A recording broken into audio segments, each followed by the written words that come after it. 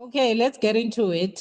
Thank you so much for being here. I am your host, Pamela Xaba, for the Diversity Roundtable. I'm so excited today. I always say that the power of networking and networking with impact, and LinkedIn happens to be that platform that connects us with really brilliant minds across the globe. And today we are just really, really so fortunate to have this deeply inspiring conversation with an amazing lady, Muraya. She's a transformation strategist, a coach, originally from Kenya, with over 25 years of experience guiding leaders and organizations through transitions. I think, believe, Anne, you've done this in more than 30 countries, right? If I'm okay. So you've been Yes. around the world, right? So you will give us wealth of information and insights today. I'm just really, really excited. So just for context, Anne specializes in helping leaders and teams create clarity, confidence, and courage as we reset and renew ourselves.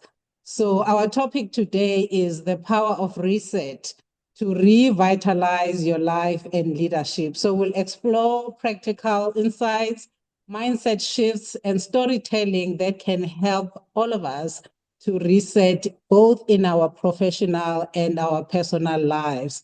So, Anne, it is a pleasure to have you today. Welcome. Thank you very much, Pam, for having me.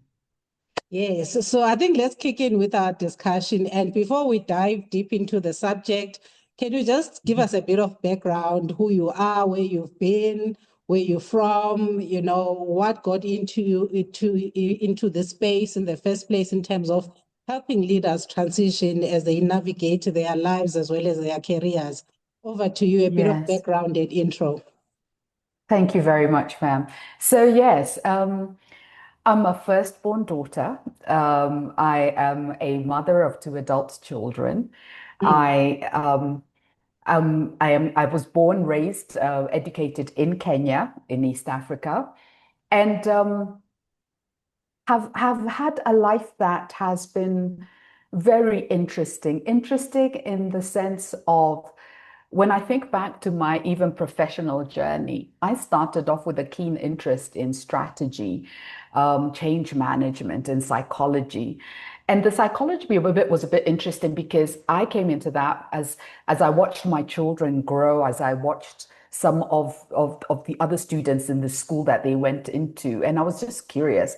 And so my curiosity over the years sort of intertwined. And over the years, I've worked globally with senior leaders across various sectors, supporting them in strategy, in managing change, leadership, organizational culture. And particularly from the professional standpoint, I began to notice how all these pieces were deeply, deeply connected. And so at the center of it all was always the leader in a transformation journey. And so my curiosity around behavior and the structured systems, whether those systems of organizations or systems of business, led me very naturally into this space as a transformation strategist and coach. Wow, it's really quite a remarkable journey so far. So, and I'm really, really excited to hear more from you. So I think let's really then just kick in and just let me ask this question. So when I say reset, what does that truly Mhm. mean to you, particularly in the context of leadership and life? Yeah, yeah. So when I talk about reset, I don't mean starting over from scratch. You Mm, know, when we talk about starting over, you're actually talking about you're implying that everything has to be wiped clean, as if whatever was before had no value. mm, But a reset is about pausing, recalibrating, and choosing again with clarity. So you take the time to recognize that what got you to this point may not take you forward, mm. and that you can actually carry forward the wisdom, the lessons you've had from the past, but align them with a fresh sense of direction. No, that is very, very important because we often hear about it's starting over, new me, new this. And I like that, because as human beings, we navigate life through different phases. Am I correct? And it's Yes. very important then to recognize the phase that you are entering into at any particular point of your life and why you are entering that phase, and how do you then leverage on your Yeah. past experience and your current skills to then navigate into who you are becoming, because life is a lifelong journey, right?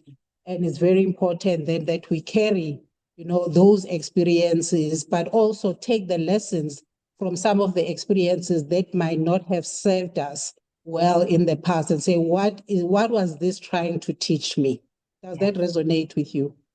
Yes, absolutely, absolutely. And the truth is we're always a sum total of what's been before. But we then have this opportunity to choose and choose to take some things forward, choose to discard others. And that's totally okay. Mm. Can you share Yes. with me then, in that context, let's build on this, Mhm. and can you share with us then an example, because you've dealt with so many leaders in different geographies. So can Yeah. you share with us an example of someone, or maybe even yourself, who has Mhm. embraced a reset with powerful results? I know Yeah. that it's a closed statement, but then just try and elaborate what that looks like based on the people Yeah. that you've interacted with. Yes. Yes. So if I could sort of share this. So if we particularly look at COVID, I Mm, find COVID a sort of line in the sand where after COVID, lots of things changed. And I've seen many people like myself as well who went through a season where COVID acted as a pause. It actually forced people to pause and mm, ask themselves really hard questions. What am I doing? What's my life all about? I remember some leaders saying to me, one particular one said to me that they had never spent time with their child. And mm, so during COVID, because they were forced to be there with a child, the helper had to go back home. They got to learn their child all over again. They had never had that opportunity. mm, Now, in my case, what happened was I went through a season where even if things were working, looked like they were working, I felt a disconnection from parts of my work. And I sort of took a step back and was wondering, what is it? So I recognized I was drawn to some elements of it, but not to others. Others, I just felt I just didn't have the wherewithal to continue with them. So I actually sat down to redefine, first of all, like you said earlier, who I had become. mm, And on the basis of who I had become, pressing into the disquiet that I had been sensing, I also began to look and say, what parts of my work give me joy, give me mm, fulfillment, and energize me? And so, what did I do? I recreated, redesigned my life and my work so that at the end of the day, I took what I felt was working and what, I could then move forward. And decided that there were other aspects I could let go of. And so there was a lot of letting go, but there was also a lot of pivoting. And it wasn't about abandoning everything I'd built. No, no, no, no, no. I was now stepping into what gave me fulfillment. And so for me, there's something about the reset that brought alignment. And in life and leadership, we want to keep realigning so that we're building on the outside in a sustainable way because it's flowing from who we are on the inside. That's the only way you get it sustainable. mm. I like the last phrase that you just mentioned now, flowing from who we are from the Yes. inside, right? Yes. Because I think for me, that says, before you can pour out into the world, you really need to know who you are first, Yes. both from Yes. a personal perspective, a leadership perspective, a spiritual perspective, even, Yes. to Yes. understand the essence and the core of who you Yes. are as a human being first before you can even pour out to others. Yeah. So Absolutely. building on that, because it's really transformational work that you Yes. do amongst other people, that do similar work as well. So in Mhm. your transformation work, so do you guide people through a framework, because we have Yes. all sorts of frameworks when it comes to personal development and Yeah. coaching. And, Yeah. some of the frameworks, they involve like the 3 R's, like Yes. reflecting, reframing, and Yeah. re-energize. So can you take us through the framework that you particularly use and walk Yeah. us through each stage and just give us Yes. practical examples as well? Sure, sure. I like your framing, and mine is actually reflect, redefine, and recalibrate. And this is because I find reflection brings clarity, Mm, and then redefining gives you courage to see new possibilities. And then we recalibrate to make sure that our actions and our rhythms stay anchored to what matters the most. And mm, so, if I take us through, just like, for example, reflect, the first one, reflect. yeah, Reflect has to do with actually pausing and yeah. noticing. Mm-hmm. And it's really important that before you rush into any action, you take time to pause and Mm, notice. Notice what is draining your energy. Notice what patterns keep repeating. Notice what's no longer serving you or your mm-hmm. team, or on Mm-hmm. a personal level, your family. Mm, And what happens with this? It brings on a gentle awareness, which is often the turning point because you can now actually name what's going on. And when you're mm, able to name what's going on, you're able to then change it. mm, And so after we've paused and we've noticed, we then redefine. And redefining has to do with asking, what else could this mean? So I've noticed this is what's happening and I've named it. What yeah, else could this mean? yeah. And here we shift the lens and see challenges not as dead ends, which Mm, oftentimes they present themselves as, but mm, as doorways. And so mm, you begin to look and see what's a new opportunity or possibility mm, that wasn't visible before. You've mm, probably heard this phrase where an upset is often a setup. Yeah, when you think of the Japanese and Chinese symbols for yeah, crisis. yeah. So this is where we are shifting our lens and not looking and thinking, oh goodness, this can't work. No, you're looking and saying, what is the invitation here? What is the Mm, possibility here? mm, Because from there, you can now recalibrate and move with intention because you've gotten more clarity now. You can take more aligned and deliberate steps. And this is not about doing more, but it's about doing what truly matters. And I think this is a thing we have to begin to figure out. What is it that truly matters? So it's not about doing everything. And so this mm, way you reclaim your energy and you focus on that which gives you meaning and purpose.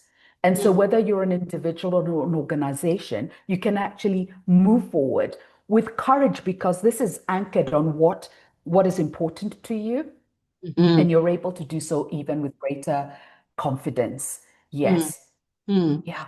No, thank you so much. Because I like how you framed it because it really, to your point, that it gives us clarity in terms of, what is really important in my life at work and, no, and work rather, and where am I and why am I here and what has gotten me to this point and what are some of the things then that I need to let go of so that I can be the best version of myself Mhm. you know so in that context, can you share, because obviously you've coached many people and many executives, so can you share with us maybe like a memorable Mhm. coaching story where this framework helped Yeah. executives or teams navigate Yeah. a reset in their context, and Yes. Yes. what that looked like? Yeah. Yeah. One particular one that comes to mind is a client transformation journey with a founder. And what was happening was they were preparing to exit the business. They Mm, had, and this was a business they had built over many years.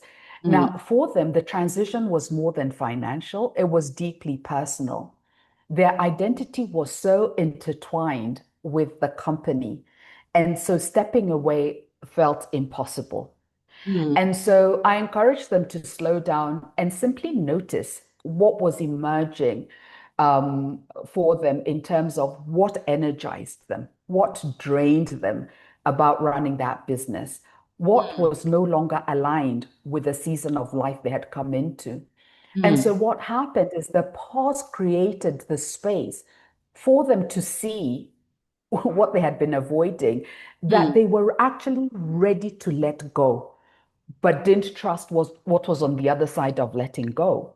mm, And so we explored this question, supposing this exit isn't actually an ending, but instead a passageway, a gateway into the new. mm, And so they came away with a new perspective, and it was a perspective that honored the legacy they had built mhm, and also created room for new dreams, new priorities, and even rest, which was something they deeply needed. mm, And so they now had a bit more clarity, they had more courage. And so they designed a structured exit plan that it allowed them to also celebrate the journey and mhm, empowered the incoming leadership team because now they had to ensure they set up a strong leadership team. And mhm, as they did as she did this, this began to enable her to pursue meaningful pursuits beyond that business. And mhm. so the reset did not diminish the legacy, it amplified it because this was now rooted in alignment rather than fear. Many Mm, times we fear something, and so we don't want to rock the boat. But this now felt so aligned, and they realized they were not abandoning the business. They were actually harnessing the legacy of what they had built. mm. Yep. No, so it is really true because I think most often than not, most leaders and most of us actually, we tend to operate on autopilot, if that's the phrase.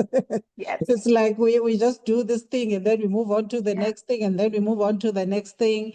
And somewhere along the line, then also burnout kicks in, right? Because we never stop to pause and say and ask critical questions. So Yeah. I like what you have said. It's really, really profound. So let's get on to our next segment, which is really then going deeper into, reset in leadership and Uh-huh. organizational culture in a Yeah. broader context. Now, I know that Yes. you've just given us an example, but let's Yes. widen the lens to Yes. organizational leadership in the Yes. context that how can corporate leaders Hmm. instigate a reset culture to Yeah. revitalize their teams and Yeah. mission? Yes. Now Yep. that's a really good one. That's a really, really good one. Mm, And honestly, the first thing is that it starts with leadership mm-hmm, modeling. It starts with the leadership leading by example. You see, mm-hmm, what happens is I don't know if you've ever heard this phrase where they say, particularly around parenting, it's been used, but usually leadership. What you're doing is speaking so loudly, I cannot hear what you are saying. And so when you think about leaders, when a leader has the courage to model pausing, not just slowing mm, down, but actually pausing and noticing, mm, they honestly give their teams permission to do the same. And so what you find is that it will show up because a leader is beginning to notice signals of fatigue in their team, is mm-hmm, beginning to notice misalignment before it escalates, and is even noticing emerging opportunities simply because they paused and mm, they noticed. And mm-hmm, so, whether it's the next line of management, whether it's the other teams within, you begin to notice and say, yes, in fact, this is what our leader has been doing, so we can do it too. So, leadership modeling, by example, the culture they want to see in the reset is becomes a really powerful tool because you inadvertently give permission to people to do this. mm-hmm, Another thing I would share is, particularly when we're looking at organizational health, which is what I like to call it. This is when we're talking about an environment that supports an organization fulfilling its vision and goals. mm, One of the things you always want to do is you want to create psychological safety. yep. Spot on. And psychological safety is a term that was coined by a professor called Amy. I can't remember her second name. Mm. And this is when team members feel safe enough to be able to act in the culture that's being, you know, that's being pushed forward. So you can say at meetings all you want that we want to have a reset culture. This organization is moving forward and we're putting things in place. We want a reset culture. But you know what? Until the team members feel that they can make the pivot without fear of judgment, Mm-hmm. they will not pivot into resetting. And this is what happens when you actually create an environment where people feel safe enough to reset, then you will even begin to notice that innovation increases. Yeah. Why? Because people are taking time to reflect, to think Mm-hmm. and say, this isn't working anymore. They find their voice, they're able to contribute and say, we have noticed that isn't working anymore, that maybe this might be a better solution. But if they do not feel safe, if they feel that they will be judged, you will sit at meetings, you will talk to yourself, you will share everything you think needs to be done, and the room will be silent. And so if you notice any of this is happening, take a step back and ask, are we creating psychological safety in this organization or not? And so culture must be supported by Mm. psychological safety. The third and last thing I'll say is that the culture can only be supported if you embed systems that allow a rhythm of that culture you're wanting to bring in. And so what does this look like? This looks like ensuring that if you ever have a team retreat, there's opportunity given in there for resets. If you're doing basic check-ins, whether they're monthly check-ins, one-on-one check-ins, that there's opportunity for reset. There's structured reflection points. These are not interruptions. I remember having to say over and over again before an agenda in a meeting, are you taking time to check in and find out where people are at? And if you see that as an interruption, you've got quite a bit of work that needs being done.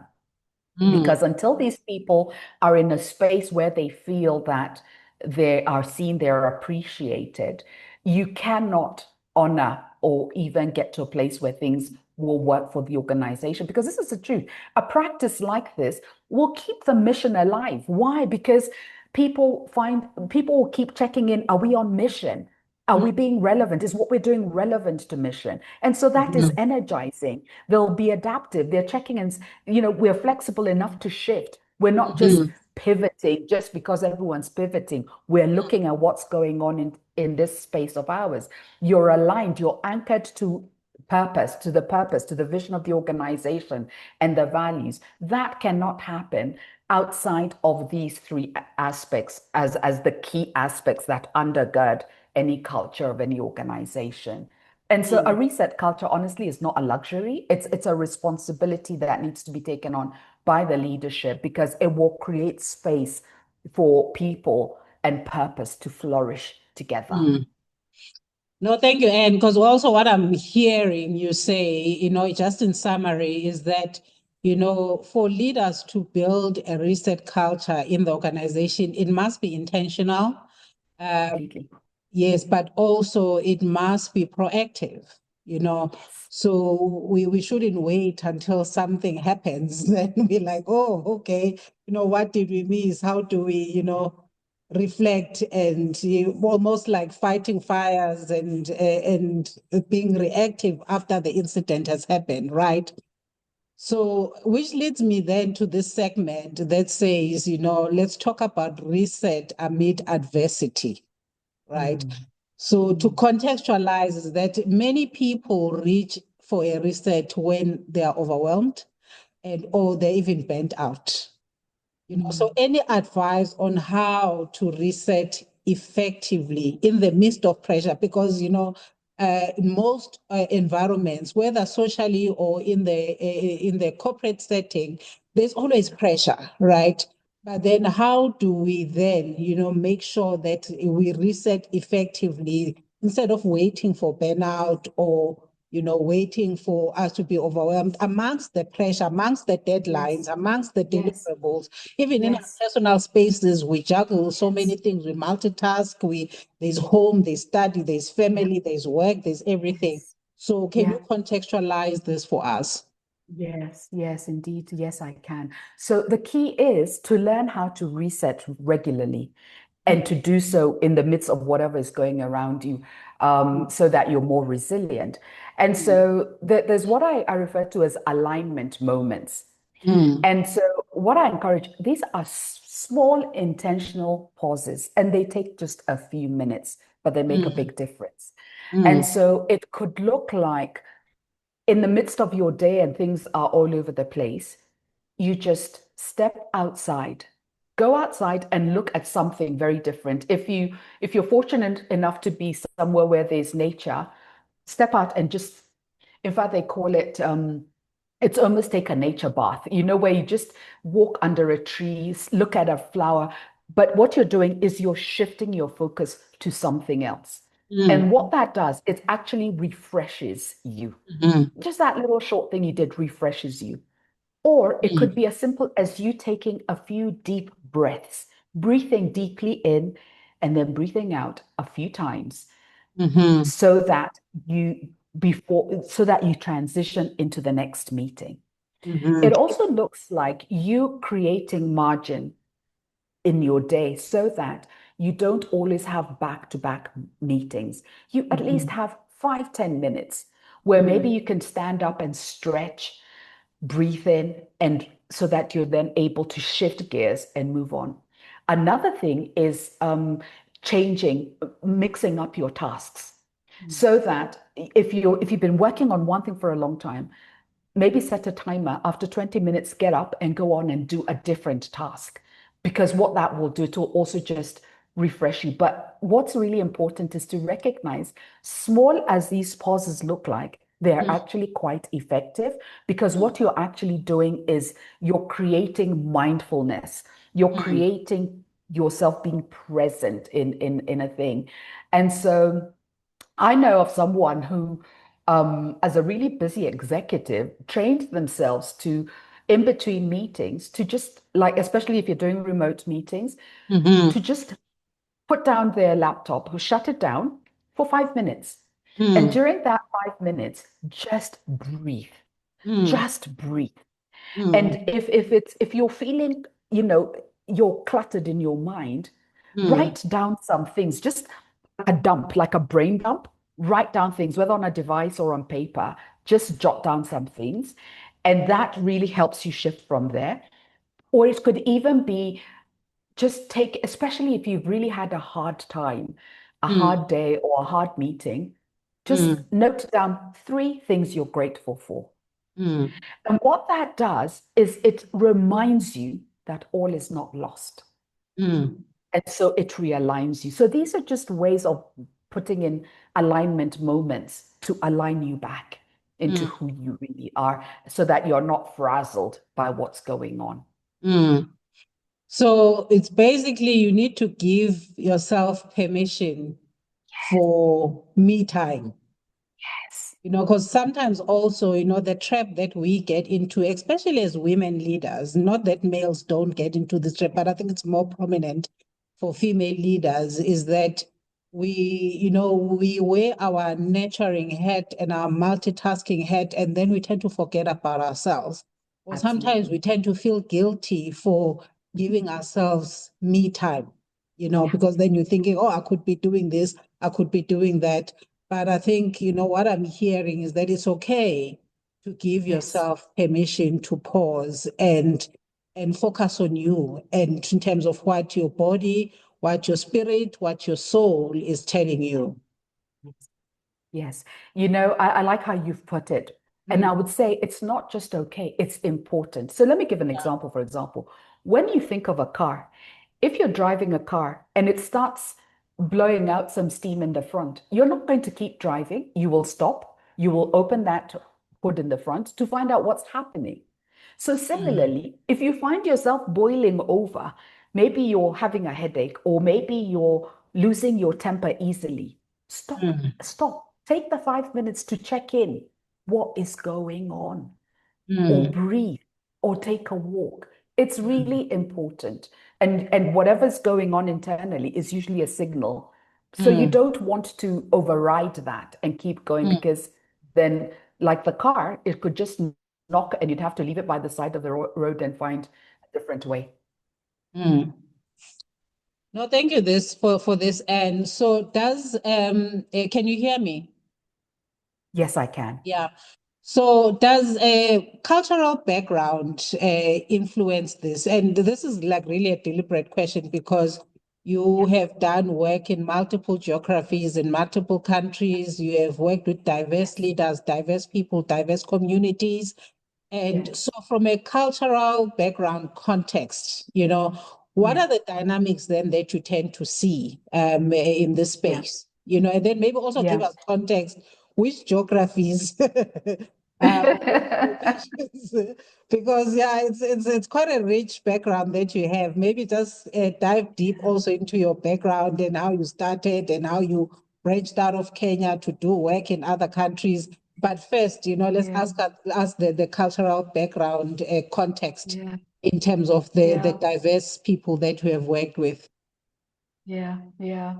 So as you ask that question, what comes to mind is something I was interested in for very many years. I was interested in what motivates behavior. Mm, And one of the things so a place I landed at is oftentimes we're motivated based on our family of origin. mm, And so why this is important is when you speak of a cultural context and look at something like pausing, many times people have come from backgrounds where perhaps if in if where you were socialized you were taught that you will be um what's the word, you will be awarded or rewarded, yes, rewarded is a better word, you'll mm, be rewarded for working very hard and performing, then yeah. what happens is you carry that with you. And Mm, so the thought of pausing is ludicrous because you're wired to keep pushing and keep performing.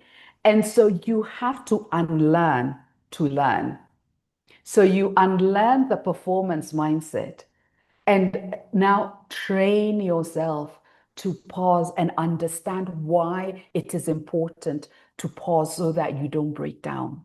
mm, And so you will find that notwithstanding, and this is actually quite interesting, notwithstanding the part of the world you came from, mm, if the social framework you came from was one that was more predisposed to poverty, then yeah. performance was a real important thing because this was the only way you were ever going to come out of poverty. Mm, But you'll also find that where there has been insecurity, there's a need to prove yourself. mm, And sometimes proving yourself looks like you going and going and going. Sometimes I think that's where we get things like the Energizer Bunny, that keeps going. And so and so people are clapping, please. Oh, this person, they never rest. They're always going and everyone's clapping and you're feeling, yes, yes, yes. Now, do you know that is a reward system until you go down into the ground because of how much you've pushed yourself? And mm, I remember one time speaking to some um, leaders, and they came from different African countries. mm, And it was so fascinating. I mean, the continent was well represented in that training session. And they were like, this is so true. And one shared an example of how they had been in a meeting and there was somebody from a multinational large organization, which I've mentioned here, you would all know. And that mm, person was in the room with them and their child came in. So let's assume my child comes into the room, and because I Mm. have this visitor who's coming to check that the financing they've given us is working well, my child is saying, we're supposed to go for this thing. So I Yeah. quickly dismiss my child because I Mm. want to show this person I'm working very hard to make sure this money you've given us is working well. So Mm. do you see right there, in that now in the session we were in, they realized, that's when it dawned on them that they were sacrificing family on Yeah. the altar of looking like they were doing something, Yeah. looking like they were performing. And Mm-hmm. so we have very many altars we sacrifice because Mm. we want to look a particular way, a way Mm. that is socially accepted. So, notwithstanding whichever culture you come from, Yeah. whatever is pronounced and lauded is what you then want to respond to. But Mm. the question is, at what expense? Mm. Mm. Yep. That is just really, really, really true because we need to stop and ask that critical question indeed, at what expense? But then also there's what can you say then in this context around peer pressure Mm, or feeling like you are not doing as much as other people are doing? Like, social media puts so much pressure on all of us, if not most of us. mm. Um, and there's LinkedIn, right? There's Yes. LinkedIn where just people are constantly posting all the nice and wonderful things that they are doing, and you just feel Yeah. like, oh, I'm so behind. Why am I Yeah. not there? So, Yeah. so the peer pressure and the spirit of comparison and Yeah. competition, Yeah. how Yeah. does it fit into this topic? Yeah. So, earlier we spoke about reflecting Yeah, and figuring out what is it that's important, what matters. yeah. And you're looking at this from your belief system, from your values, disposition, Mhm, looking at this from your life and season of life phase mhm, that you're in. mhm, And there's got to be a place where you say to yourself, I don't love my life, my work is not fulfilling, and I can't keep doing the same thing over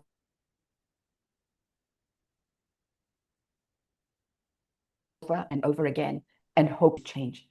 And this is the thing, Pam, we have mm, agency, we have choice, and we need to begin to behave that way because I can't look around at my peers and decide because they're doing this, I'm also going to do that. That may be serving them. And this is why we have to keep pausing and noticing.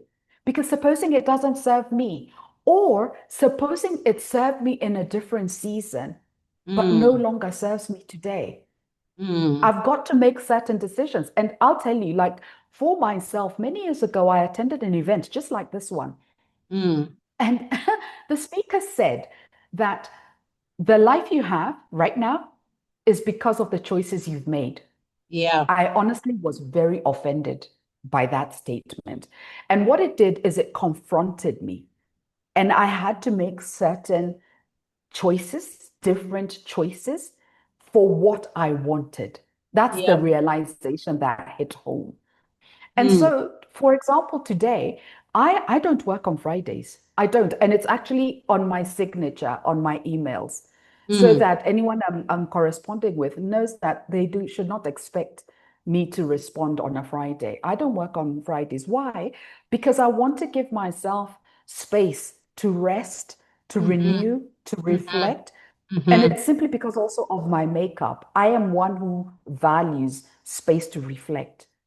And mm, then also in terms of the way I structure my day, I don't get on calls or have meetings until after 11 because mm, what I do is I have found that the morning is the best time for me to do deep work.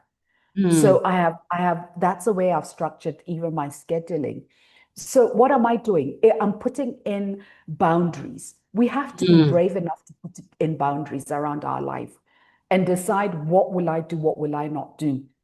When Yeah. will I look at my emails? When will I not look at my emails? And then also things like celebrating even Yeah. the smallest of wins. Yeah. I tend Yeah. to do that by often going for a good coffee at a cafe, Mm, adding stillness, moments of stillness, mm, nature, meaningful conversations with people that you love, mm, Simple practices like these will keep you in a space that is healthy for you because what's the point? Like you now mentioned. So we mm, go on off with peer pressure, doing what everybody else is doing. mm, But when you look at your relationships, mm, you've disconnected from the people that are that are meaningful to you. The meaningful relationships are not being nurtured. What mm, are you doing? And then you're mm, wondering why it's not working. mm. Sure. Even your car goes for service, you know? Yes, absolutely. Absolutely. And so talk to us about, what's next in your world, what's coming up in your world. I think when we were talking earlier, preparing for this discussion, you told me that you'll be in Cape Town in September. What's happening there? So in September, from the 1st to the 5th, I'm running a workshop for it's a leadership immersion actually. So Mm, it's very experiential. So we actually closed registration on Friday, but if anybody was open and wanted to, we can always reconsider that. mm-hmm, What we have at the middle of September, we have what a 3-day clarity challenge. And so that's just a space where for an hour each day you come and I facilitate the space so that you gain clarity in whatever area you're finding challenge. And in fact, for your audience, we will be giving a 25% discount for that. And so, yeah, because at the end of the day, what we want is we want people not to just lead better, but to live better. So mm, it's creating spaces like that where we're constantly looking at where we're at and what we need to do. So for mm. now, those are two key things that are ahead in September. Okay, no, I wish I would attend, but yeah, I guess I'll be doing other things. But I'm glad that you're Yeah. offering 25% discount to our people here on the call that can find themselves in Cape Town or whoever that will listen to the recording. Yes. Post this, like I said, we'll put it on our YouTube and then we'll promote it to multiple countries in Yes. Africa. Yes. So just tell me, Anne, because now I'm just Yes. really getting curious. Yeah. Before I hand over to our ladies in the call, just maybe some for those that would like to engage with you. What Mhm. made you get into this space? Because Yeah. obviously you didn't start off your career, doing this type of work. And so, what made you get into this space? Maybe if you can just take us through your career journey. The Yeah. reason why I'm Yeah. asking this question is that Yeah. for someone that wants to pivot, someone that wants to, Yes. do something else with their career, Yeah. maybe later in life or even wherever Yeah. they are now, Yeah. Yeah. how do they get into the space that you currently occupy? Okay. No, that's a good question. So, you know what? I actually started this journey um, doing more around strategy. So, a lot of my training was on strategic planning for executives, and with that, also change management. Mm, And I remember for a long time, I would talk about change management. I would try and help people understand the process, which sometimes I feel is not very well done. But anyway, yeah. and over the years, as I kept doing this, I found, it's like you're solving one problem and another one Mm, comes up. So mm, by the time now we're looking at leadership skills, because you now realize actually we can't deal on strategy if we are not dealing with a skill set. If we can't deal with strategy if we're not putting a finger on the culture. And mm, so that's how I eventually came to a space of recognizing, first of all, that some of the models we had worked with over the years were one would need to be revamped, would need to be relooked at. mm-hmm, And there's I felt that there was a move to being more person-centered in the mm-hmm, sense that we have the leader right in the center of everything, whether you're a professional who's transitioning from employment to running your own business. And so there was a need to come alongside this person in a coaching fashion. So right now we have lots of people saying, I'm coaching, I'm doing this, I'm doing this. But I think it's really important to realize that when we talk about coaching, coaching is a tool. When we talk about facilitation, facilitation is a tool. When we talk about training, training is a tool. When we talk about mentoring, it's a tool. So we have all, an eclectic toolkit that you pull out from time to time. But the question is, what is it for? And in my case, it is for transformation. Because I have learned that transformation, first of all, is a journey. And at different parts of this journey, the tool use will be different. And so I'll pull out the tool needed at the point that we are at. But ultimately, it's all about transformation. And it's because I feel as we continue, and I love how you put it at the beginning as we started, we are always becoming. Yeah. Who I was last year is not who I am today because of the experiences I've had over the past 8 months. And so as you realize that and become intentional, we then say, so who are we becoming? What's a transformation journey? What does that look like? In my specific case, it's for someone to design a life and a business they love.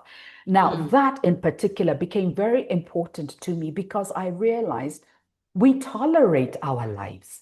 And so you keep going on and going on with something that is no longer serving you. And you can change it. And so I kept tweaking what I do to make sure that I'm providing a space that gives people permission to do that. We tolerate our lives. Why? Oh my, honestly, that has just, opened so many thoughts. I mean, before I start asking another question and another question, and then we go on for more than an hour. But, I would just really like at this point maybe to open up, the opportunity for those that have joined us in the call. If you've got any questions or any input or any messages, if you want to type in the chat, please, you're more than welcome. If you want to say something, now this is your moment to shine. And unmute yourself, and then let's just really engage with Anne, because I think, Anne, you bring such a wealth of information, such a richness as well in terms of, how you see the world. It would be rich because, I mean, you've interacted in more than 30 geographies, right? So I wish that one day I could have an opportunity to sit down with you over lunch for half a day and actually just pick your brain on a couple of things. But I'm sure that opportunity will come because the world It has will. become really, really, really small.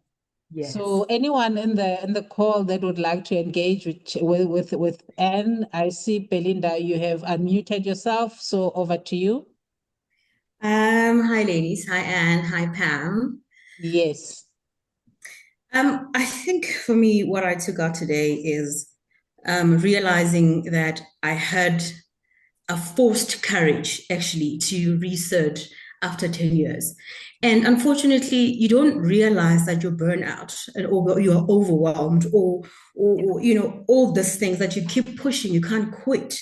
It's very difficult because when you want to prove a point, you don't realize what you're doing to yourself. You know what I mean? And being a manager, only a female in a school of men, and you're trying by all means to say, I can do this. But unfortunately, they keep on telling you, you can't do it. This is a man's job. This is, you will never make it in this industry. But then you don't want to quit because you want to prove a point. And you get overwhelmed, you get burnt out, you end up believing in what they're saying, which is untrue. And that affects your health. I mean, I believe that I was sick, but I wasn't sick. It's because I believed in what they were saying. But then after 10 years, I realized, Belinda, no, you can't do this to yourself. Get away, get out of your comfort zone, redefine your life, clear your mind, revisit your goals. Something is not working. Yes. Find that thing that is working. And I ended up saying, you know what? Let me leave it all.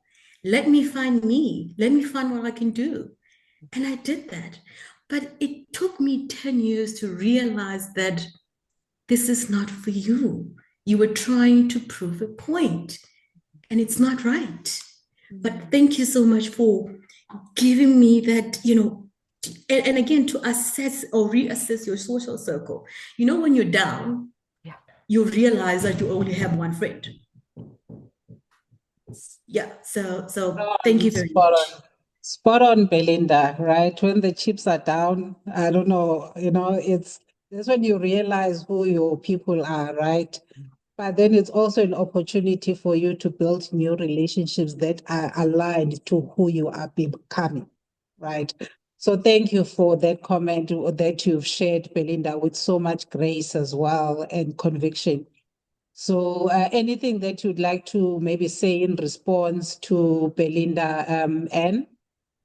Yes, first of all, to congratulate you, Belinda. And listen, don't lament that it took 10 years. Celebrate that you stepped out of your comfort zone. And I love that you called it a comfort zone because that's what keeps many people imprisoned. And the fact, I mean, look, 10 years later, you could still have been in that place. So well done to you and celebrate that. And as you do that, this is the other thing. I love what you said even about relationships. You know what I've appreciated is that as we go through different seasons of life, we need to realign our relationships. And it's not because there's anything really wrong with the relationship, it's simply that you're not where you were before. And like someone once said, as we climb up a mountain, the air becomes thinner. And sometimes some people can no longer come up with you because they can't hack the thinning of the air. So it's not that there's anything wrong with them, but where you're going is very different and calling for a different set of relationships to spur you on, to encourage you, to challenge you. And so, I mean, I was saying this to someone yesterday. You were born in a hospital, you left that hospital, you didn't stay there. You went to primary school, you left that school, you didn't stay there. You went to high school, you left that. So life, we keep moving from one place to the next. And it's all right if we're not carrying everyone with us because we all have our own destinies and we will then meet. This is the thing, enjoy the path when your paths cross, but choose those that you want to journey along. I'll tell you what picture came to mind as I listened to you, Belinda. When you were talking about being in this organization and all these men, I remembered that oftentimes when you've been in a room for too long, you don't notice when it becomes stuffy. It takes somebody coming in through the door to ask, why is it so stuffy, and open up the windows. And sometimes we need to put ourselves in different environments so we begin to notice what we have withstood for too long that needs to shift. Thank you so much. I love your analogies, Anne, about the stuffy rooms.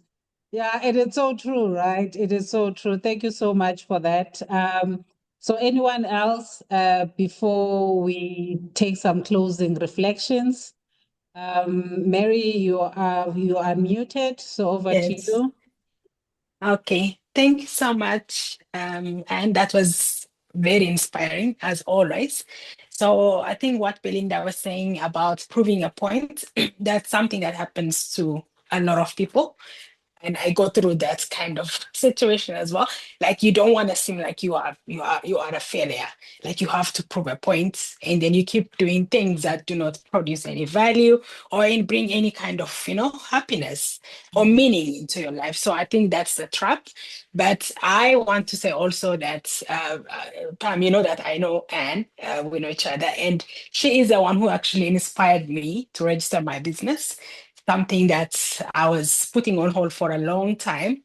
And it's that encouragement to say, this is your passion. You are very good at that. So that encouragement, because when we don't have the time to reflect, actually, we are always busy. So I took the time to reflect. I'm actually passionate about this thing. So why don't I pursue that, even if it's for part-time, you know? And taking that one little step, I cannot tell you the difference it has made in my life. because that's what I'm passionate about and that's what I want to do. So I want to take this opportunity again to thank Anne for inspiring me and encouraging me to do that as well. Yeah. Thanks, Anne. You're welcome, Mary. And you've come alive, and that's my joy to see you come alive in what you love to do. Yes, thank you. No, she has. You've actually become kind of firebrand, Mary. Mary just reached out to me and said, Pam, can we collaborate? I'm like, who is this? But because I never dismiss people, here we are today. So then Mary ended up introducing me to you, and then we built the sisterhood. And now we know Belinda, we know Artie, we know Imani in the call as well. So I'm not sure if Artie and Imani, you want to say something before we take some closing reflections from Anne? Yes. Sure. Okay. I'm happy to say that, you know what, in everything you're doing, even as I listened to what you just said, Mary, when you lie down at the end of the day to sleep, you must ask yourself if you have honored what you believe in, what's important to you. And that should stir you away from settling. We must not settle for less than. Let's keep pushing into that which we know could be fulfilling. And that way, you will find that you're able to live better. When you live better, you can lead better. And so I just want to encourage all of us to just look internally, reflect, realign, and step out into that which is beckoning, into the invitation that's out there. Yeah. Yes. So for me, it's really says that if you know better, we do better, Yes, right? do better. No, Yes. so thank you so Yes. much. And it is now 4 o'clock my time here in South Africa, and we really are inspired by your work. So where can people contact you, and how can they contact you? Yes, we're actually dropping the links right now in the chat, and you can connect with me on LinkedIn. You can also visit my website. That's on linked there, and then let me see if the links have come down. And then also for the 25% discount, we are sharing that. Let me see if let me just drop them again. We got that. There we go. Okay, so you are sharing. Thank you so much. And so I think really There we for go. more on Anne's work and resources on on transformation strategy, just be sure to connect with her. And for all of you, thank you so much. Thank you so much for taking your time out of your busy day and joining us to have this very important discussion. Like I said, it is recorded. It will be uploaded on our social media platforms on YouTube. It will also be shared on LinkedIn, the YouTube link. So in closing, let's keep reflecting, let's keep reframing, let's keep resetting until we talk again. So thank you so much for being here. And thank you so much for your time. I will certainly be in touch because I don't just talk to people for the fun of it. I build relationships, I collaborate, I build networks, and I build communities as well, Yes. So thank you so much for gracing us with your presence and sharing your wealth of information and your time as well. Until we Thank chat you for again. having me, Thank Pam. you. Thank you very much. Thank you all. Thank you, Okay. everyone. Yes. Thank Bye-bye. you. Bye. Bye-bye. Bye.